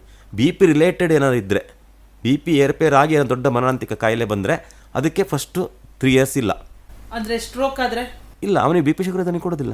BP ಹೈ ಆಗಿ ಅದು ಬಂತು ಅಂತ ಹೇಳ್ತಾರೆ. ಅದೇ ಏನು ಇಲ್ಲದ ಒಬ್ಬ ವ್ಯಕ್ತಿ, ಆರೋಗ್ಯವಾಗಿದ್ದ ವ್ಯಕ್ತಿ ಪಾಲಿಸಿ ಮಾಡಿದ್ದಾನೆ. ಈಗ 8 ತಿಂಗಳಾಗಿದೆ, ಈಗ 7 ತಿಂಗಳಾಗಿದೆ ಅಂತ ತಿಳ್ಕೊಳ್ಳಿ. 6 ತಿಂಗಳಾದರೂ ಅಡ್ಡಿಲ್ಲ. ಅವನಿಗೆ ಸಡನ್ನ ಫಸ್ಟ್ ಅಟ್ಯಾಕ್ ಆಯಿತು. ಇಲ್ಲಿ ಹೋದ ಲೋಕಲ್ ಹಾಸ್ಪಿಟ್ಲಿಗೆ, ಡಾಕ್ಟರ್ ಹೇಳಿದ್ದು ಬಹುಶಃ ಹಾರ್ಟ್ ರಿಲೇಟೆಡ್ ಇರಬೇಕಿದು, ಗ್ಯಾಸ್ಟ್ರಿಕ್ ಅಲ್ಲ, ನೀವು ಮಣಿಪಾಲಕ್ಕೆ ಹೋಗಿ ಅಂತ ಅಲ್ಲಿ ಕಳಿಸ್ತಾರೆ ಹೆಚ್ಚಾಗಿ. ಅಲ್ಲಿ ಡಾಕ್ಟರ್ ಚೆಕ್ ಮಾಡಿ ಹೌದಿದು ಹಾರ್ಟ್ ರಿಲೇಟೆಡ್ ಪ್ರಾಬ್ಲಮ್, ಒಂದು ಸ್ಟಂಟ್ ಹಾಕಬೇಕು, ಸರ್ಜರಿ ಮಾಡಬೇಕು, ಏನೋ ಒಂದು ಆಂಜಿಯೋಗ್ರಾಮ್ ಮಾಡಬೇಕಂತ ಹೇಳ್ತಾರೆ. ಅದಕ್ಕೆ ಕೊಡ್ತಾರೆ. ಯಾಕಂದ್ರೆ ಅವನಿಗೆ ಫಸ್ಟ್ ಬಂದದ್ದು, ಅವನು ಹಿಸ್ಟ್ರಿ ನೋಡ್ತಾರೆ ಮಾತ್ರ, ಕೂಡಲೇ ಸೀದಾ ಕೊಡಲ್ಲ. ಅವನಿಗೆ ಏನಾರು ಮೊದಲಿತ್ತ, ಇಷ್ಟೊಳಗೆ ಏನಾರು ECG ಮಾಡಿದ್ನಾ, ಏನಾದ್ರು ಟ್ಯಾಬ್ಲೆಟ್, ಅದು ಹೇಳ್ತೇನೆ 3 ರೀತಿಯಲ್ಲಿ ಗೊತ್ತಾಗ್ತದೆ. 3 ರೀತಿಯಲ್ಲಿ ಕಂಪನಿಗೆ ಗೊತ್ತಾಗ್ತದೆ. ಇದಾಯ್ತಲ್ಲ, ಕ್ಯಾನ್ಸರು ಅಷ್ಟೇ, ಒಂದು 6-7 ತಿಂಗಳ ಮೇಲೆ ಬಂದರೆ, ಫಸ್ಟ್ ಬಂದರೆ ಕೊಡ್ತಾರೆ, ಮೊದಲು ಬಂದಿರಬಾರ್ದು. Appendix only 2 months. ಇದು ಅದ್ರ ವಿಷಯ ಆಯಿತು ಬಿಡಿ. ಇನ್ನು ನೀವು ಹೇಳಿದಿರಿ ಈಗ ಅದು ಹೇಳದೇ ಇದ್ದರೆ ಏನಾಗುತ್ತೆ ಅಂತ. ಇನ್ನು ಕೆಲವರು ಪರ್ಪಸ್ಲಿ ಹೇಳಲ್ಲ, ಯಾಕಂದ್ರೆ 3 ವರ್ಷ ಕಾಯಬೇಕಲ್ಲ, 2 ವರ್ಷ ಬಿಟ್ಟಾರು ಅಡ್ಡಿಲ್ಲ, ಯಾಕೆ ಹೇಳಬೇಕು, ಹೆಂಗೆ ಗೊತ್ತಾಗುತ್ತೆ ಅಂತ ನೀವು ಕೇಳ್ತೀರಿ. ಮತ್ತೊಬ್ಬರು ನೆನಪಿಲ್ಲದೆ ಹೇಳ್ತಾ ಇಲ್ಲ, ಅವರಿಗೆ ಮರ್ತು ಹೋಗಿದೆ. ಇನ್ನು ಕೆಲವರು ಬೇಕಂತ ಅಸಡ್ಡೆ ಮಾಡಿ, ನೆನಪಿದೆ ಅವರಿಗೆ, ಅದು ಬೇಡ ರೀ, ಸುಮ್ಮನೆ ಹಾಕೋದು ಬೇಡ, ಕಾಣಿಸೋದು ಬೇಡ, ಹಾಗೆ ಅಂತಾರೆ. ಇಲ್ಲಿ ಇನ್ಸೂರೆನ್ಸ್ ಕಂಪನಿ ಏನು ಹೇಳ್ತಾರೆ, ನೀವು ಬಾಯಲ್ಲಿ ಹೇಳ್ರೆ ಆಗಲ್ಲ. BP ಶುಗರ್ ಬಾಯಲ್ಲಿ ಹೇಳ್ರೆ ಸಾಕು, ನನಗೆ BP ಇದೆ, ಶುಗರ್ ಇದೆ ಹೇಳಿದ್ರೆ ಸಹ ಎಂಟ್ರಿ ಆಗ್ತದೆ. ಅದೇ ಆಪರೇಷನ್ ಆದಿದ್ರೆ ಅದ್ರ ರೆಕಾರ್ಡ್ ಕೊಡಿ ಅಂತಾರೆ. ಯಾವುದೋ ಒಂದು ಗಡ್ಡೆ ಗುಳ್ಳೆ ತೆಗೆದಿದ್ರೆ, ಫೈಬ್ರಾಯ್ಡ್ ತೆಗೆದಿದ್ರೆ ಕಂಪನಿಗೆ ಅದು ಬೇಕು, ಏನು ತೆಗೆದಿದ್ದಾರೆ, ಯಾವ ಭಾಗ ತೆಗೆದಿದ್ದಾರೆ, ಎಷ್ಟು ದೊಡ್ಡದಿತ್ತು, ಅದು ಪುನಃ ಜನ್ರೇಟ್ ಆಗಿ ದೊಡ್ಡದಾಗೋ ಚಾನ್ಸ್ ಇದೆಯಾ ನೋಡ್ಲಿಕ್ಕೆ ಅವ್ರಿಗೆ ಡಿಸ್ಚಾರ್ಜ್ ಸಮ್ಮರಿ ಬೇಕು. ಅವರಿಗೆ ಜನರ ಹತ್ರ ಇಲ್ಲ. ಹಾಗಾಗಿ ಪಾಲಿಸಿ ಎಲ್ಲರಿಗೂ ತಗೊಳ್ಳಿಕ್ಕೆ ಆಗ್ತಾಯಿಲ್ಲ. ಎಷ್ಟೋ ಜನ ಈ ವಿಷಯಕ್ಕೆ ವಾಪಸ್ ಹೋಗಿದ್ದಾರೆ, ಡಿಸ್ಚಾರ್ಜ್ ಸಮ್ಮರಿ ಕೊಡಿ ಅಂತಾರೆ. ಆಕ್ಸಿಡೆಂಟ್ ಆಗಿ ಕಾಲಿಗೆ ರಾಡ್ ಹಾಕಿದ್ರೆ ಯಾವ ಕಾಲಿಗೆ ಯಾವ ರಾಡ್ ಹಾಕಿದ್ದಾರೆ, ಯಾವ ಪ್ರಮಾಣದ ರಾಡ್, ಅದೆಲ್ಲ ಬೇಕು ಕಂಪನಿಗೆ. ಬರೀ ನನಗೆ ಆಕ್ಸಿಡೆಂಟ್ ಆಗಿದೆ ಅಂತ ಹೇಳಿದ್ರೆ ಸಾಕಾಗೋದಿಲ್ಲ. ಇಲ್ಲ, ಪುನಃ ರೆಕಾರ್ಡ್ ಮಾಡಿ ಕೊಡಿ ಅಂತ. ರೆಕಾರ್ಡ್ ಮಾಡಿ ಅಂದರೆ ಡಾಕ್ಟರ್ ಲೆಟ್ರ್ ತನ್ನಿ ಅಂತಾರೆ. ಈಗ ಎಟ್ ಪ್ರೆಸೆಂಟ್ ಹೇಗಿದೆ ಅವನ ಸ್ಥಿತಿ, ಆ ಜನ ಹೋಗಲ್ಲ. ಯಾರು ಹೋಗ್ತಾರೆ ಡಾಕ್ಟರ್ ಹತ್ರ, ಅಲ್ಲಿ ಮತ್ತೆ ಚಾರ್ಜ್ ತಗೊಳ್ಳಿ, ಟೆಸ್ಟ್ ಮಾಡಿ ಕೊಡಬೇಕಲ್ಲ. ಈ ಹಾರ್ಟ್ ಪೇಷಂಟ್ ಬಂದರೆ ಅವನಿಗೆ ಪುನಃ ಅವನಿಗೆ ಎಲ್ಲ ಟೆಸ್ಟ್ಗಳನ್ನು ಎಲ್ಲ ಮಾಡಬೇಕು ಪುನಃ. ಹಾಗಾಗಿ ಇವತ್ತು ಸುಳ್ಳು ಹೇಳ್ರೆ ಇಲ್ಲಿ 3 ರೀತಿಯಲ್ಲಿ ಗೊತ್ತಾಗತ್ತೆ ಡಾಕ್ಟರ್ಸಿಗೆ. ಈಗ ಒಂದು ಪಾರ್ಟಿ ನಮ್ಮ ಹತ್ರ ಪಾಲಿಸಿ ಮಾಡಿದ್ದಾರೆ, 2 ವರ್ಷ ಆಯ್ತು ಅಂತ ತಿಳ್ಕೊಳ್ಳಿಬೇಕಾದ್ರೆ ಈಗ ಎಲ್ಲ ಕೊಡಬೇಕಲ್ಲ, ಎಲ್ಲ ಸರ್ಜರಿ ಕೊಡುವಂಥ ಟೈಮ್. ಈಗ ಮಣಿಪಾಲಕ್ಕೆ ಹೋದ ಅವನು, ಯಾವುದೋ ಒಂದು ಸರ್ಜರಿಗೆ ಹೋದ. ನೀವು ಹೋಗಿ ನಿಮ್ಮ ಹೆಸರು ಹೇಳೋ ಮೊದಲು ಅಲ್ಲಿ ರೆಕಾರ್ಡ್ ಹೊರಬರುತ್ತೆ. ಈಗ ಮಣಿಪಾಲದಲ್ಲಿ ಏನಾಗಿದೆ ಅಂದ್ರೆ ಹಡಲ 15-20 ವರ್ಷದಿಂದ ರೆಕಾರ್ಡ್ ಮೇಂಟೈನ್ ಮಾಡ್ತಾರೆ ಎಲ್ಲ ಪೇಷಂಟ್. ಅದು ಹೇಳ್ತೇನೆ ನಿಮಗೆ, ಹೇಳ್ತೇನೆ. ಒಂದು ರೆಕಾರ್ಡಿಂದ ಗೊತ್ತಾಗುವಂಥದ್ದು, ನೀವು ಹೇಳೋದೇ ಬೇಡ. ಅವರೇ ಹೇಳ್ತಾರೆ, ನಿಮ್ಮ ಹೆಸರು ಇಂಥದ್ದಲ್ವಾ, ನೀವು ಬಂದಿದ್ದೀರಲ್ವಾ 4 ವರ್ಷದಿಂದ 3 ವರ್ಷದಿಂದ 5 ವರ್ಷದಿಂದ, ಅವರೇ ಹೇಳಿಬಿಟ್ಟು ಅದನ್ನು ಎಂಟ್ರಿ ಮಾಡ್ತಾರೆ. ಅವರಿಗೆ ಅದು ಮ್ಯಾಂಡೇಟ್ರಿ. ಎಲ್ಲ ಕೇಸ್ ಶೀಟ್ಗಳಲ್ಲಿ ಬರೀಬೇಕು, ಈ ವ್ಯಕ್ತಿ ನಿಮ್ಮಲ್ಲಿ ಮೊದಲು ಯಾವುದಕ್ಕಾದ್ರೂ ಬಂದಿದ್ದನಾ ಅಂತ. ಅದನ್ನು ಅವ್ರು ಹೈಡ್ ಮಾಡಲಿಕ್ಕಿಲ್ಲ, ಅವರ ವೃತ್ತಿ ದ್ರೋಹ ಆಗ್ತದಂತೆ. ಅವರು ಸುಳ್ಳು ಮಾಡಿದೆ ಇಲ್ಲ ಅಂತ ಬರೆದ್ರೆ ಏನಾದ್ರು ಬರೀಬೇಕಲ್ಲಿ. ಅವರು ಆಸ್ ಪರ್ ರೆಕಾರ್ಡ್ ಇವನು ನಮ್ಮಲ್ಲಿ ಮರ್ನಿಯ ಆಗಿದೆ, ಅವನಿಗೆ ಮೂಲವ್ಯಾಧಿ ಆಗಿದೆ, ಆಗ ಅವನಿಗೆ BP ಇತ್ತು, ಆಗ ಶುಗರ್ ಇತ್ತು ಅಂತ ಎಲ್ಲ ಬರೀಬೇಕು, ಎಷ್ಟೆಷ್ಟು ಇತ್ತಂತ. ಅದು ಕೇಸ್ ಶೀಟಲ್ಲಿ ಬರೀಬೇಕು. ಅದರಿಂದ ಗೊತ್ತಾಗೋದು. ಇನ್ನೊಂದು ಸಿಂಪ್ಟಮಿಂದ ಗೊತ್ತಾಗೋದು. ಅಲ್ಲಿ ರೆಕಾರ್ಡ್ ಇಲ್ಲ. ನೀವು ಹೇಳಿದಂಗೆ ಮಣಿಪಾಲಕ್ಕೆ ಹೋಗೇ ಇಲ್ಲ ಇಷ್ಟವರೆಗೆ. ಅವನು ಏನೋ ಆಪರೇಷನ್ ಆಗಿದೆ, ಅದಾದದಿಲ್ಲ, ಯಾವುದೋ ಚಿನ್ಮಯ ವಿನಯದೆಲ್ಲ ಆಗಿದ್ದು. ಈಗ ಮಣಿಪಾಲಕ್ಕೆ ಹೋದವನು, ಅಲ್ಲಿ ಸಿಂಪ್ಟಮ್ ಗೊತ್ತಾಯ್ತಾ, ಯಾವುದೊಂದು ಆಪರೇಷನ್ ಸ್ಟಿಚ್ ಮಾರ್ಕ್, ಗಾಯದ ಗುರುತು, ಈಗ ರಾಡ್ ಹಾಕಿ ತೆಗೆದಿದ್ರೆ ಕಾಲು ಸ್ವಲ್ಪ ತಿಪ್ಪಿದ್ದು ಮಡಚಿದ್ದು ಏನಾರು ಒಂದು ಸಿಂಪ್ಟಮ್ ಇರಲ್ವಾ ಅಲ್ವಾ. ಅಥವಾ ಆ ಟೈಮ್ನಲ್ಲಿ BP ಶುಗರ್ ಕಂಡು ಬಂತವ್ರೆ ಹೈ, ಆಗ ಅವರು ಬಾಯಿ ಬಿಡಿಸಿ ಕೇಳ್ತಾರೆ, ಇದು ಇಷ್ಟು ಹೈ BP ಇತ್ತಲ್ಲ, ಇದು ನೀವು ಯಾವ ಮಾತ್ರೆ ತಗೊಳ್ತಾ ಇದ್ದೀರಿ, ಎಷ್ಟು ಟೈಮಿಂದ ತಗೊಳ್ತಾ ಇದ್ದೀರಿ, ಅದೆಲ್ಲ ಬಾಯಿ ಬಿಡಿಸ್ತಾರೆ. ಆಗ ನೀವು ಅನಿವಾರ್ಯವಾಗಿ ಹೇಳಲೇಬೇಕು. ಹಾಸ್ಪಿಟಲ್ ಬೆಡ್ ಮೇಲೆ ಮಲ್ಕೊಂಡು ಸುಳ್ಳು ಹೇಳಲಿಕ್ಕಿಲ್ಲ. ಲಾಯರ್ ಹತ್ರ ಮತ್ತು ಡಾಕ್ಟರ್ ಸುಳ್ಳು ಹೇಳಲಿಕ್ಕಿಲ್ಲ ಅಂತ. ಯಾಕಂದ್ರೆ ನಿಮ್ಮ ಕೇಸ್ ಉಲ್ಟಾಗತ್ತೆ, ಇಲ್ಲಿ ಜೀವ ಹೋಗುತ್ತೆ, ಮೆಡಿಸಿನ್ ರಾಂಗ್ ಆಗುತ್ತೆ. ಅದಕ್ಕೆ ನೀವು ಸತ್ಯ ಹೇಳಲೇಬೇಕು. ಅಲ್ಲಿ ಹೇಳಿ ಸಿಕ್ಕಿ ಬೀಳ್ತೀರಿ, ಅವ್ರು ಬರೀತಾರೆ. ಎರಡನೇದಾಯ್ತು. ಮೂರನೇದು, ಕೆಲವರಿಗೆ ಅವರಿಗೆ ಹೇಳುವ ಅಭ್ಯಾಸ ಇದೆ. ನೀವು ಆ ಹಾಸ್ಪಿಟ್ಲಿಗೆ ಹೋಗಿಲ್ಲ, ನಿಮ್ಮ ರೆಕಾರ್ಡು ಇಲ್ಲ, ಸಿಂಪ್ಟಮು ಇಲ್ಲ ದೇಹದಲ್ಲಿ, ಆದರೂ ಆಪ್ರೇಷನ್ ಆಗಿದೆ ನಿಮಗೆ. ಕೆಲವು ಲೇಸರ್ ಎಲ್ಲ ಕೊಟ್ಟು ಆಪ್ರೇಷನ್ ಮಾಡ್ತಾರೆ, ಏನೂ ಇಲ್ಲ, ಕಾಣದೇ ಇಲ್ಲ ನಿಮ್ಗೆ ಆಪ್ರೇಷನ್ ಆಗಿದೆ, ಅದು ನಿಮ್ಮಂದ್ರೆ ಗೊತ್ತೇ ಆಗಲ್ಲ ಏನಾಗಿದೆ ಅಂತ. ಅಂಥ ಸಂದರ್ಭದಲ್ಲಿ ಬಚಾವ್ ಆದವ್ರು ಇದ್ದಾರೆ ಎಷ್ಟೋ ಜನ. ಆದರೆ ಕೆಲವು ಕೇಸಲ್ಲಿ ಜನರೇ ಹೇಳ್ತಾರೆ, ಸರ್ ಇದೇ ಥರ ಮೊದಲು ಹಂಗೆ ಆಗಿತ್ತು ಸರ್, ಬೆಂಗಳೂರಲ್ಲಿ ಇದ್ದೆ ಆಗ 5 ವರ್ಷದಿಂದ ಒಮ್ಮೆ ಆಪ್ರೇಷನ್ ಆಗಿ ಸರಿ ಮಾಡಿದ್ದಾರೆ, ಅದು ನೀವೇ ಧೈರ್ಯ ತುಂಬ ಡಾಕ್ಟ್ರಿಗೆ. ಅದು ಅಭ್ಯಾಸ ಉಂಟು ಕೆಲವರಿಗೆ. ಇನ್ನೊಂದು 4ನೇದಿದೆ, ಅವನು ಬಾಯಿ ಮುಚ್ಚಿ ಕೂತಿದ್ದಾನೆ, ಸಿಂಪ್ಟಮ್ ಇಲ್ಲ, ಯಾವುದೇ ರೆಕಾರ್ಡ್ ಇಲ್ಲ, ಅವನು ಬಿಟ್ಟಿಲ್ಲ ಬಾಯಿ. ಕೇಳ್ತಾರೆ ಡಾಕ್ಟರ್ ಅಂತ, ಮೊದಲೇನಿತ್ತ ನಾವು ಅಂತ. ಇಲ್ಲ ನಮಗೇನಾಗಿಲ್ಲ ಸರ್, ಫಸ್ಟ್ ಬರೋದು ನಾನು, ಆಪ್ರೇಷನ್ ಆಗಿತ್ತಾ, ಇಲ್ಲ BP ಶುಗರ್ ಮೊದಲಿಂದ ಇತ್ತ, ಈಗ ಕಾಣ್ತಾ ಉಂಟಿದೆ, ಮೊನ್ನೆ ಬಂದಿರ್ಬೋದು, ಮೊದಲು ಇರಲಿಲ್ಲ ನನಗೆ ಅಂತ ಸುಳ್ಳು ಹೇಳ್ದ ಅವನು. ಇಲ್ಲಿ ಮನೆ ಬಂದಿಗೆಲ್ಲ ವಿಚಾರಿಸ್ತಾರೆ, ಈಚೆಗೆ ಬಂದು ಡಾಕ್ಟರ್ ಹತ್ರ ಬಂದು ಮನೆಗೆ ಬಂದು ತಂದೆ ತಾಯಿ ಹೆಂಡತಿ ಮಕ್ಕಳು ಹೀಗೆ ಡೌಟಲ್ಲಿ ಕೇಳೋದು, ಅಂದಾಜಿ ಗುಂಡು ಹಿಡಿದಂತಾರಲ್ಲ, ಸ್ವಲ್ಪ BP ಹೈ ಉಂಟಲ್ಲ ಅವರಿಗೆ, ಎಂತ ಎಷ್ಟು ಟೈಮಿಂದ ಇತ್ತದು, ಹೀಗೆ ಡೈರೆಕ್ಟ್ ಕೇಳೋದಿಲ್ಲ, ಆ ಥರ ಕೇಳ್ತಾರೆ. ಏನಾದ್ರು ಆಪ್ರೇಷನ್ ಆಗಿತ್ತು, ಏನೋ ಕಲೆ ಕಾಣ್ತಾ ಇತ್ತಲ್ಲ ಇಂಥದ್ದು ಕಾಲಮ್ಮ ಎಂತ ಇಲ್ಲ ಅಂತ. ಅದು ಆಗಿತ್ತು ಸರ್, ಆಗ ಸಣ್ಣ 20 ಆಗಿ ಒಂದು ರಾಡ್ ಹಾಕಿ ತೆಗೆದು ಎಲ್ಲ ಹೇಳ್ತಾರೆ, ಬಾಯಿ ಬಿಡ್ತಾರೆ. ಇವನು ಎಣ್ಣೆ ಹಾಕುವ ವಿಷಯದಲ್ಲೂ ಹಾಗೆ, ಇವನು ತುಂಬ ಇದು ಮಾಡ್ತಾರೆ, ನಾನು ಎಣ್ಣೆ ಹಾಕೋದಿಲ್ಲ ಅಂತ ಅವ್ರು ಹೇಳ್ತಾರೆ, ಅವ್ರು ಎಣ್ಣೆ ಹಾಕ್ತಾ ಮಾರ್ರೆ ಅಂತೇಳಿ. ಇದೆಲ್ಲ ಉಂಟಲ್ಲ, ಕಂಪನಿಗೆ ಹೋಗ್ತದೆ ರಿಪೋರ್ಟ್. ಕಂಪನಿ ಏನು ಹಕ್ಕು ಇಟ್ಕೊಂಡಿದೆ ಅಂತ ಹೇಳಿದ್ರೆ, ಯಾರು ಪಾಲಿಸಿ ತಗೊಳ್ಳುವಾಗ ರಿವೀಲ್ ಮಾಡಿಲ್ಲ ಅಥವಾ ಯಾವುದನ್ನು ಹೈಡ್ ಮಾಡಿದ್ದಾರೆ, ಅದು ಪರ್ಪಸ್ಲಿ ಇರ್ಬೋದು, ಇದು ಏನೂ ಇರ್ಬೋದು, ಆದರೆ ಕಂಪನಿ ಯಾವ ಕ್ಲೇಮನ್ನು ನಾವು ಕೊಡುವುದಿಲ್ಲ ಅಂತ ಒಂದು ಹಕ್ಕನ್ನು ಇಟ್ಕೊಂಡಿದೆ. ಮತ್ತು ಪಾಲಿಸಿಯನ್ನು ಕ್ಯಾನ್ಸಲ್ ಮಾಡೋ ರೈಟನ್ನು ಅವ್ರು ಇಟ್ಕೊಂಡಿದ್ದಾರೆ. ನೀವು ಮಾಡಿ 6 ತಿಂಗಳಾಗಿದೆ, ಈಗ ಏನೋ ಒಂದು ಹೈಡ್ ಮಾಡಿದ್ದೀರಿ, ಮೊದಲು ಬಂದದ್ದು ಹೇಳಿಲ್ಲ, ಅವನು ಕ್ಯಾನ್ಸರ್ ಬಂದದ್ದು ಹೇಳಿಲ್ಲ, ಕಿಡ್ನಿ ಫೇಲ್ಯೂರ್ ಆಗಿದ್ದು ಹೇಳಿಲ್ಲ, ಹಾರ್ಟ್ ಅಟ್ಯಾಕ್ ಆದ್ದು ಹೇಳಿಲ್ಲ, ಒಂದು ಸ್ಟಂಟ್ ಹಾಕಿ ಏನು ಹೇಳದೆ ಮಾಡಿದ್ದಾನೆ, ಈಗ ಪುನಃ ಹಾರ್ಟ್ ಅಟ್ಯಾಕ್ ಆಗಿದೆ, ಅವನು ಬಂದಿದ್ದಾನೆ, ಅವನು ಅದು ದೊಡ್ಡ ಅಪರಾಧ ಅಂತ ಕಂಪನಿ ಅರ್ಥದಲ್ಲಿ. ಅದು ಕಾಂಟ್ರಾಕ್ಟಿಗೆ ಅಂತ ಹೇಳ್ತಾರೆ, ವಾಯ್ಡ್ ಅಂತಾರಲ್ಲ. ಆವಾಗ ಕಂಪನಿ ಏನು ಹೇಳ್ತದೆ, ನಿಮ್ಮ ಪಾಲಿಸಿನ ಇವತ್ತಿಗೆ ಬಂದ್ ಮಾಡಿ ಬಿಡ್ತದೆ, ನಾಳೆಯಿಂದ ಏನು ಬಂದರೂ ಕೊಡೋದಿಲ್ಲ, ಮೋಸ ಮಾಡಿ ನೀವು ಪಾಲಿಸಿ ತಗೊಂಡಿದ್ದೀರಿ ಅಂತ ಆ ರೀತಿಯಲ್ಲಿ ಗೊತ್ತಾಗ್ತದೆ. ಇನ್ನು ಕೆಲವರಿಗೆ ಸಣ್ಣದಾದರೆ ಅದನ್ನು ಕೊಡಲ್ಲ, ಕ್ಲೇಮ್ ಕೊಡಲ್ಲ. ಈಗ ನೀವು ಹೋದದ್ದು ಈಗ ಬೇರೆ ರೀಸನಿಗೆ ಅದು ಕೊಡಲ್ಲ ಅವರು. ಉದಾಹರಣೆಗೆ ಒಬ್ಬನಿಗೆ ಎಡಕಾಲಿಗೆ ಪೆಟ್ಟಾಗಿ ರಾಡ್ ಹಾಕಿ ತೆಗೆದ್ರಂತ ಮಾಡಿ 10 ವರ್ಷದ ಹಿಂದೆ, ಈಗ ಅವನಿಗೆ ಆಕ್ಸಿಡೆಂಟ್ ಆಯಿತು, ಅದು ನಾಳೆ ಆದರೂ ಕೊಡಬೇಕು, ಬೇಡ ನಾವು ಸ್ವಲ್ಪ ಲಾಂಗ್ ತಗೊಳ್ಳೋ, 2 ವರ್ಷ ಆಯಿತು, 1 ವರ್ಷ ಆಯಿತು, ಈಗ ಆಕ್ಸಿಡೆಂಟ್ ಆಯಿತು ಅವನಿಗೆ, ಬಲಗಾಲಿಗೆ ಪೆಟ್ಟಾಯ್ತು, ಈಗ ಬಲಗಾಲಿಗೆ ರಾಡ್ ಹಾಕಬೇಕೀಗ, 1 ಲಕ್ಷ ಖರ್ಚಿದೆ. ಪ್ಯಾಂಟ್ ತೆಗಿತಾರ, ಕೈ ಪೆಟ್ಟಾರ ಪ್ಯಾಂಟ್ ತೆಗಿಯಲ್ಲ, ಗೊತ್ತಾಗಲ್ಲ. ಪ್ಯಾಂಟ್ ತೆಗೆದಾಗ ಇಲ್ಲಿ ನೋಡಿದ್ರು, ಸಿಕ್ಕಿಬಿದ್ದವನು, ಅಂದರೆ ಏನೋ ಹೇಳಿದ್ದು ಗೊತ್ತಾಯಿತು. ಕಂಪನಿ ಏನು ಹೇಳ್ತದೆ, ನಾವಿದು ಕೊಡಲ್ಲ ಅಂತಾರೆ, ಬಲಗಾಲಿ ಕೊಡಲ್ಲ. ನೀವು ಹೇಳ್ಬೋದಲ್ಲ, ಅದು ಎಡಗಾಲಲ್ಲ ಮಾರ್ರೆ, ಎಡಗಾಲ ಹೇಳಿಲ್ಲ ಕರೆಕ್ಟ್, ನೀವು ಬಲಗಾಲಲ್ಲ, ಅದು ಬೇರೆ ಪೆಟ್ಟಲ್ಲ. ಇಲ್ಲ, ಕಂಪ್ನಿ ಏನು ಹೇಳ್ತದೆ, ನೀವು ಹೈಡ್ ಮಾಡಿದ್ದೀರಿ, ಹೇಳಲಿಲ್ಲ, ಮುಂದೆ ಕಾರಣಕ್ಕೆ ಕೊಡಲ್ಲ, ಅದು ಹೇಳಿದ್ರೆ ಕೊಡ್ತಿದ್ದೀರಂತೆ. ಅದು ನಾನು ಒಪ್ಪಲ್ಲ, ಇದು ಕಂಪ್ನಿ ರೂಲ್ಸ್ ಆಗಿದೆ. ಮತ್ತು ಈ ರೂಲ್ಸು ಎಲ್ಲ ಕಂಪ್ನಿಗೆ ಒಂದೇ ಇಲ್ಲ. ನಾನು ಎಲ್ಲ 3-4 ಕಂಪ್ನಿ ಸ್ಟಡಿ ಮಾಡಿದ್ದೇನೆ. ಒಂದು ಕಂಪ್ನಿ ಹೇಳ್ತಾರೆ ನಾವು ಅದೇ ಭಾಗಕ್ಕೆ ಪೆಟ್ಟದು ಕೊಡಲ್ಲ, ಇನ್ನೊಂದು ವಾರ ಕೊಡ್ತಾರೆ ಅಂತ ಹೇಳೋ ಕಂಪ್ನಿಯೂ ಇದೆ. ಕೆಲವು ಕಂಪ್ನಿ ಇಲ್ಲ, ಅವರು ನಮ್ಮಲ್ಲಿ ಮುಚ್ಚಿಟ್ಟಿದ್ದಾರೆ, ಹೇಳಲಿಲ್ಲ, ಅದಕ್ಕೆ ನಾವು ಅದು ಕೊಡಲ್ಲ, ಅದಕ್ಕೆ ಏನೂ ಕೊಡಲ್ಲ ಅಂತ ಹೇಳೋ ಕಂಪ್ನಿ ಇದೆ. ಹಾಗಾಗಿ ಇನ್ಸೂರೆನ್ಸ್ ಕಂಪ್ನಿ ಎಲ್ಲವೂ ಒಂದೇ ಅಂತ ಹೇಳಲಿಕ್ಕೆ ಬರಲ್ಲ. ಒಂದೊಂದು ರೂಲ್ಸನ್ನು ಅವರು ಇಟ್ಕೊಂಡದ್ದು ಬೇರೆ ಬೇರೆ ಇದೆ, ಅದು ತಿಳ್ಕೊಳ್ಬೇಕು ಜನ. ಹಾಗಾಗಿ ಸತ್ಯವನ್ನು ಹೇಳೋದು ಒಳ್ಳೆಯದು. ಯಾಕಂದರೆ ನಾಳೆ ಏನು ಮಾಡಲಿಕ್ಕಾಗಲ್ಲ, ಕೋರ್ಟಿಗೆ ಹೋದರೂ ಆಗಲ್ಲ. ಕೋರ್ಟಲ್ಲಿ ಅವರು ಎಷ್ಟೋ ಜನ ಹೋಗ್ತಾರೆ, ಅಲ್ಲಿ ಸಾಬೀತಾದರೆ ಆದದ್ದು ಹೇಳಲಿಲ್ಲ, ಇವ್ರದ್ದು ಮೊದಲೇ ಬೈಲಾಸ್ ಅದೆಲ್ಲ ಇರ್ತದೆ, ಕಂಡೀಷನ್ ಪೇಪರ್ನಲ್ಲಿ ಮೊದಲೇ ಇರ್ತದೆ, ಆವಾಗ ರಿಜೆಕ್ಟ್ ಆಗಿದೆ, ಪಾಲಿಸಿನ ಕ್ಯಾನ್ಸಲ್ ಮಾಡ್ತೇವೆ ಅಂದರೆ ಕೊಡ್ಬೋದಾಗಿತ್ತು, ಕೊಡಲ್ಲ. ಯಾಕಂದರೆ ಕೆಲವು ಇದೆ, ನಾವು ಹಣ ಕೊಡಲಿಕ್ಕಿದ್ರೆ ಇವತ್ತು ಶುಕ್ರವಾರ ಆಯಿತು, ಗುರುವಾರ ಆಯಿತು, ಮಧ್ಯಾಹ್ನ ದೀಪಚ್ಚಿ ಆಯಿತು ಅಂತ ತಪ್ಪಿಸ್ಕೊಳ್ಳಲ್ವಾ, ಹೋದ್ರೆ ಹೋಗಲಿ ಅಂತ. ಹಾಗೆ ನಾಳೆ ಕೊಟ್ಟರೆ ಆಯಿತು, 1 ವಾರ ಬಿಟ್ಟು ಬರ್ತಾನೆ ಇನ್ನವನು. ಅದೇ ಥರ ಕಂಪ್ನಿ ಆದಷ್ಟು ಕ್ಲೇಮನ್ನು ಕೊಡದೇ ಇರಲಿಕ್ಕೆ ನೋಡ್ತದೆ ಅಂಥ ಕೇಸ್ಗಳಲ್ಲಿ. ಜನ ಸತ್ಯ ಹೇಳಬೇಕು, ಸುಳ್ಳು ಹೇಳಿ ಮಾಡಿದ್ದಾರೆ ಅಂತ. ಇನ್ನು ಕೆಲವರು ಕೋರ್ಟ್ ಹೋಗಿ ತಗೊಳ್ತಾರೆ, ಅದು ಅನುಕಂಪದ ಆಧಾರದ ಮೇಲೆಲ್ಲ ಕೊಡ್ತಾರೆ. ಕೋರ್ಟಲ್ಲಿ ಏನಾಗತ್ತಂದರೆ ಕೆಲವು ರೂಲ್ಸ್ಗಳನ್ನು ಇವರು ಇದು ಮಾಡಿ ಆರ್ಡರ್ ಮಾಡ್ತಾರೆ ಕಂಪನಿಗಳಿಗೆ, ನೀವು ಕೊಡಿ, ತೊಂದರೆ ಇಲ್ಲ, ಅವನು ಆದದ್ದು ಹೌದಲ್ಲ, ಪೆಟ್ಟದ್ದು ಹೌದಾ, ಅದು ಯಾರು ಕೋರ್ಟಿಗೆ ಹೋಗಲ್ಲ. ಹೆಚ್ಚಾಗಿ ಕೋರ್ಟಿಗೆ ಹೋದಲ್ಲಿ ಕೆಲವರಿಗೆ ಸಿಕ್ಕಿದ್ದಿದೆ, ಎಲ್ಲರಿಗೆ ಸಿಕ್ಕಲ್ಲ, ಅಲ್ಲಿ ನೋಡ್ತಾರೆ, ನ್ಯಾಯ ಅದೆಲ್ಲ ನೋಡ್ತಾರೆ. ನಾವೇನು ಪಾಲಿಸಿ ತಗೊಂಡಿರ್ತೀವಿ, ಯಾವುದೋ ಕಾರಣಕ್ಕೆ ಅಡ್ಮಿಟ್ ಆದರೆ ಫುಲ್ ಕ್ಲೈಮ್ ಆಗ್ತಾ ಇಲ್ಲ. ಯಾವ ಕಂಪ್ನಿಯಲ್ಲೂ 100% ಕ್ಲೈಮ್ ಆಗಲ್ಲ, ಅಲ್ಲಿ ಆಗೋದೇ ಇಲ್ಲ. 1 ಲಕ್ಷ ಬಿಲ್ ಆದರೆ ಒಂದು 5-6 ಸಾವಿರ ಆದರೂ ಮಿನಿಮಮ್ ಕಟ್ಟಲಿಕ್ಕೆ ಬಂದೇ ಬರುತ್ತೆ. ಯಾಕಂದರೆ ಕಂಪನಿ ಏನು ಹೇಳುತ್ತೆ, ನಿಮ್ಮ ಆರೋಗ್ಯ ಸಮಸ್ಯೆಯ ರಿಪೇರಿಗೆ ಕ್ಯೂರ್ ಮಾಡಲಿಕ್ಕೆ ಏನು ಖರ್ಚಿದೆ ಅದು ನಾವು ಕೊಡ್ತೀವಂತ ಒಂದು ವಾಗ್ದಾನ. ಅಲ್ಲಿ ಒಂದು ಬಿಲ್ಲಲ್ಲಿ 1 ಲಕ್ಷ ಬಿಲ್ಲಲ್ಲಿ ಟ್ರೀಟ್ಮೆಂಟ್ಗೆ ಸಂಬಂಧಪಟ್ಟದಿರುತ್ತೆ, ಡಾಕ್ಟರ್ದು charge, operation theatre charge, operation medicine, ಮತ್ತು ನಿಮ್ಮ bed charge, room rent, nurse charge ಎಲ್ಲ ಬರುತ್ತೆ. ಅದರೊಟ್ಟಿಗೆ ಅಡ್ಮಿಷನ್ ಚಾರ್ಜ್ 500 ರೂಪಾಯಿ, ರಿಜಿಸ್ಟ್ರೇಷನ್ ಚಾರ್ಜ್ 500 ರೂಪಾಯಿ, ಆಮೇಲೆ ಎಸ್ಟಾಬ್ಲಿಷ್ಮೆಂಟ್ ಚಾರ್ಜ್ ಅಂತಲೂ ಕೆಲವು ಹಾಕ್ತಾರೆ. ಅವರ ಈ ಸ್ಟ್ರಕ್ಚರ್ ಹಾಸ್ಪಿಟ್ಲ್ ಮಾಡಿದ್ದು ನಮಗೋಸ್ಕರ ಅಂತ ಎಸ್ಟಾಬ್ಲಿಷ್ಮೆಂಟ್ ಚಾರ್ಜ್ ಅಂತೇಳಿ ಕುಂದಾಪುರದಲ್ಲೇ ಒಂದು 500 ರೂಪಾಯಿ ಹಾಕೋ ಹಾಸ್ಪಿಟ್ಲ್ ಇದೆ ಆಯಿತಾ. ಆಮೇಲೆ ಕ್ಲೀನಿಂಗ್ ಚಾರ್ಜು, ಆಮೇಲೆ ಕ್ಯಾಶುವಲ್ಟಿ ಚಾರ್ಜ್, ಅದ್ರ ಏನಂತ ನಮಗೆ ಗೊತ್ತಿಲ್ಲ ಕೆಲವೆಲ್ಲ. ಆಮೇಲೆ ಮಾಸ್ಕ್, ಗ್ಲೌಸು, ಅವ್ರು ಇಡೀ ಹಾಸ್ಪಿಟ್ಲ್ ತಿರುಗ್ತಾರೆ, ಎಲ್ಲ ರೂಮ್ಗೂ ಬಿಲ್ಗೆ ಹಾಕ್ತಾರೆ. ನಿಮಗಾಗಿ ನಾವು 5 ದಿನ ಮಲಗಿದ್ದೀರಲ್ಲ ನೀವು, 5 ದಿವಸದಲ್ಲಿ ನಾವೊಂದು 20 ಮಾಸ್ಕನ್ನು ಯೂಸ್ ಮಾಡಿದ್ದೇವೆ, 20 ಗ್ಲೌಸನ್ನು ಯೂಸ್ ಮಾಡಿದ್ದೇವೆ, ಅದು ಹಾಕ್ತಾರೆ. ಇನ್ನು ಕಾಟನ್ನು, ಸಿರಿಂಜು, ಪೈಪು, ಅದು ಇದು ಸುಮಾರೆಲ್ಲ ಸೇರಿಸಿ ಬಿಲ್ ಆಗತ್ತೆ. ಅದು ಕೈ ತೊಳಿತಾರೆ ಒಂದು ಮಸಾಲೆ ಎಲ್ಲ ಚಾರ್ಜುಗಳನ್ನು ಪೇಷಂಟ್ಗೆ ಹಾಕ್ತಾರೆ. ಕಂಪನಿ ಏನು ಹೇಳುತ್ತೆ, ನಾವು ಕೊಡೋದು ಟ್ರೀಟ್ಮೆಂಟಿಗೆ, ನಿಮ್ಮ ಕಾಯಿಲೆ, ನಿಮ್ಮ ಜ್ವರ ಗುಣ ಮಾಡಲಿಕ್ಕೆ ಅಥವಾ ನಿಮ್ಮ ಒಂದು ಆಪ್ರೇಷನ್ಗೆ ಏನು ಖರ್ಚು ಅದು ಮಾತ್ರ ನಾವು ಕೊಡೋದು ಅಂತ ಕಂಪನಿ ಹೇಳ್ತದೆ. ಅದಕ್ಕೆ ನಾನ್ ಮೆಡಿಕಲ್ ಐಟಮ್ ಅಂತಾರೆ. ಇನ್ನು ಅದೇ ಇದೇ ಬಂತು, ಮಾಸ್ಕ್, ಗ್ಲೌಸು, PP ಕಿಟ್ಟು, ಅದು ಅವರ ರಕ್ಷಣೆ ಹಾಕೊಂಡದ್ದು ವೈದ್ಯರು, ಅವರಿಗೆ ಅದು ತಾಗಬಾರ್ದಂತ, ಅದರ ನಮ್ಮ ಮೇಲೆ ಹಾಕ್ತಾರೆ. ಅದು ಸರಿಯಾ ತಪ್ಪ ಗೊತ್ತಿಲ್ಲ, ಕಂಪನಿ ರೂಲ್ಸ್ ಇಟ್ಟಿದೆ ನಾನ್ ಮೆಡಿಕಲ್ ಐಟಮ್ ಇಲ್ಲ ಅಂತ ಒಂದು. ಆಮೇಲೆ ಅಲ್ಲಿ ಕೆಲವರು ಡೈಟ್ ಇದ್ರೆ ಡೈಟಿಂಗ್ ಅಂತೀವಲ್ಲ, ಎಲ್ಲ ಫುಡ್ ತಿನ್ಲಿಕ್ಕಿಲ್ಲ, ಅವರೇ ಕೆಲವು ಪ್ರಿಸ್ಕ್ರೈಬ್ ಮಾಡ್ತಾರೆ. ಅದೆಲ್ಲ ಇವ್ರು ಕೊಡಲ್ಲ, ಫುಡ್ಡಿಗೆಲ್ಲ ಕೊಡಲ್ಲ. ಕೆಲವು ಅಲ್ಲಿ ಕೂತು ಫೋನ್ ಮಾಡು, ಆ ಬಿಲ್ಲು ಹಾಕ್ತಾರೆ.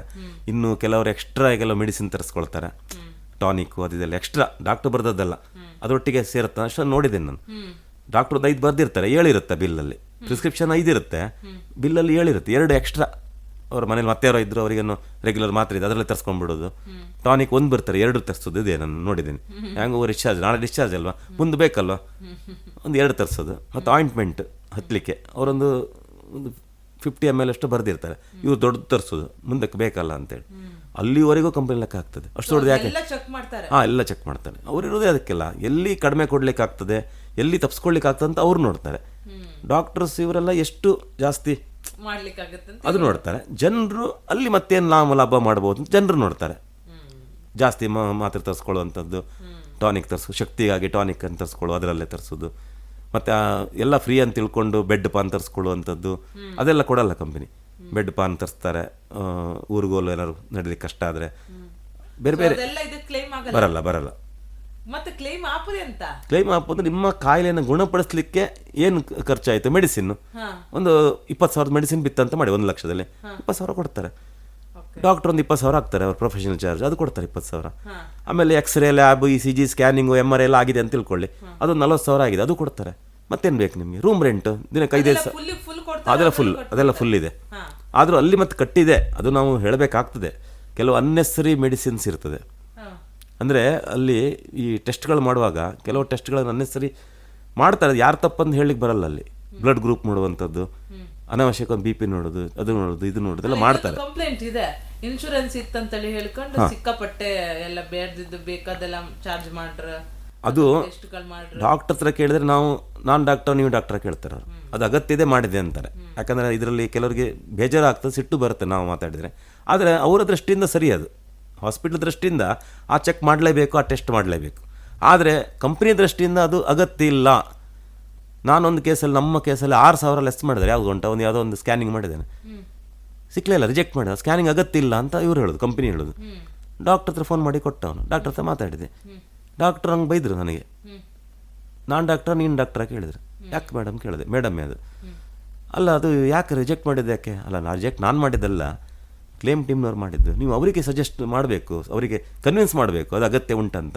ಕಂಪ್ನಿಯಲ್ಲಿ ಡೈರೆಕ್ಟಾಗಿ ಬರೆದುಬಿಟ್ಟಿದೆ, ಈ ಸ್ಕ್ಯಾನಿಂಗ್ ಅಗತ್ಯ ಇಲ್ಲ ಇತ್ತಂತ ಆ ಟ್ರೀಟ್ಮೆಂಟಿಗೆ. 6,000 ಖರ್ಚು ಮಾಡಿ ವಿಕ್ರಮ್ ಸ್ಕ್ಯಾನಿಂಗಲ್ಲಿ ಅವ್ನು ಮಾಡ್ಕೊಂಡು ಬಂದಿದ್ದಾನೆ ಆ ಹಾಸ್ಪಿಟ್ಲಿಗೆ. ಇವರು ಡೈರೆಕ್ಟ್ ರಿಜೆಕ್ಟ್ ಮಾಡಿದ್ದಾರೆ. ಬೈಸ್ಕೊಳ್ಳೋದು ನಾವು ನೋಡಿ, ಪೇಷಂಟ್ ಬೈಯೋದು ನಮಗೆ. ಎಂತಾರೆ ನೀವು ಹೇಳಿದ್ರಲ್ಲ, ಯಾಕೆ ಸಿಗೋದಿಲ್ಲ, ಯಾಕೆ ನಾವು ಸುಮ್ಮನೆ ಮಾಡ್ತೀವ, ನಮಗೇನು ಹಣ ಜಾಸ್ತಿ ಆಗಿದೆಯಾ ಇದು ಮಾಡಲಿಕ್ಕೆ, ಸ್ಕ್ಯಾನಿಂಗ್ ಮಾಡಲಿಕ್ಕೆ? ಡಾಕ್ಟ್ರು ಹೇಳಿದ್ದಾರೆ, ನಾವು ಮಾಡಿದ್ದೇವೆ. ಈಗ ನೋಡಿ, ನೀವು ಸಹ ಆಲೋಚನೆ ಮಾಡಿ, ಡಾಕ್ಟ್ರಿಗೆ ಒಳಗಿನ ಏನೋ ಒಂದು ಭಾಗವನ್ನು ನೋಡಿ ಟ್ರೀಟ್ಮೆಂಟ್ ಕೊಡ್ಬೇಕಾರೆ ಸ್ಕ್ಯಾನಿಂಗ್ ಮಾಡಲೇಬೇಕಾ? ಸುಮ್ಮನೆ ನಾನು ಏನೋ ಇದೆ ಅಂತೇಳಿ ನೋಡಿಕೊಂಡು ಮೆಡಿಸಿನ್ ಕೊಡ್ಲಿಕ್ಕೆ ಆಗ್ತದೆ ಅಲ್ವಾ? ಕಂಪನಿಯೇ ಬೇರೆ ಥರ ಮಾತಾಡಿದೆ. ಹಾಗಾಗಿ ಇದು ಏನಾಗಬೇಕು ಅಂತ ಹೇಳಿದ್ರೆ, ಅದಕ್ಕೂ ಸಜೆಷನ್ಸ್ ತುಂಬ ಇದೆ ನಮ್ಮ ಹತ್ರ ಕೊಡಲಿಕ್ಕೆ, ಆದರೆ ಅದು ಒಪ್ಪೋದಿಲ್ಲ ಯಾರು ಸಹ. ಈಗ ಅನಸೇಷನ್ ಅಂತ ಹೇಳಿದ್ರೆ, ಒಂದು ಸರ್ಜರಿಗೆ ಇಷ್ಟಂತ ಫಿಕ್ಸ್ ಮಾಡಿ ಬಿಟ್ಟರೆ ನಮ್ಮ ನೆಮ್ಮದಿ. ಅದ್ರಲ್ಲಿ ಬೇಕಾದ್ರೆ ಪರ್ಸೆಂಟೇಜ್ ಇಡಲಿ. ನಾನು ಮೊನ್ನೆ ವೆಹಿಕಲ್ ಇನ್ಸೂರೆನ್ಸ್ ಬಗ್ಗೆ ಹೇಳಿದೆ, ಒಂದು ಸಮ್ ಪರ್ಸೆಂಟೇಜ್ ಎಷ್ಟೇ ಆಗಲಿ 10% ಕೊಡಲ್ಲ. ಉದಾಹರಣೆ 1 ಲಕ್ಷ ಬಿಲ್ಲ 90 ಕೊಡ್ತೀವಿ ಅಂತ ಮೊದಲೇ ಹೇಳಿಬಿಡ್ಲಿ. 50,000 ಬಿಲ್ ಆದರೆ 45 ಕೊಡ್ತೀವಿ ಅಂತ ಹೇಳಿದರೆ ಅಷ್ಟರಲ್ಲೇ ಮಾಡಬೇಕು ಹಾಸ್ಪಿಟ್ಲ್ ಅವರು. ಎಕ್ಸ್ಟ್ರಾ ನಮ್ಮ ಹತ್ರ ಕೇಳಲಿಕ್ಕಿಲ್ಲ ಅವರು. ನಾವು 5,000 ಹಾಕ್ತೀವಿ, ನಮಗೊಂದು ಗಟ್ಟಿ ಸ್ಟ್ಯಾಂಡ್ ಆಗುತ್ತೆ, ನಾವು 5,000 ಹಾಕ್ಲಿಕ್ಕಿದೆ ಅಂತೇಳಿ. ಇದು ಆಗಲ್ಲ. 50-60 ಬಿಲ್ ಆಗತ್ತೆ, ಸಿಕ್ಕುದು 40-35 ಹೀಗೆ ಕಟ್ಟಾಗತ್ತೆ. ಅದು ಎಷ್ಟಂತಾನೆ ಹೇಳಕ್ಕಾಗಲ್ಲ. ಹಾಕು ಬತ್ತಂದ್ರೆ ನಮ್ಗೆ ಲಾಸ್ಟ್ ಮೂಮೆಂಟ್ ಅವರಿಗೆ ಐಡಿಯಾ ಇಪ್ಪುದಿಲ್ಲ.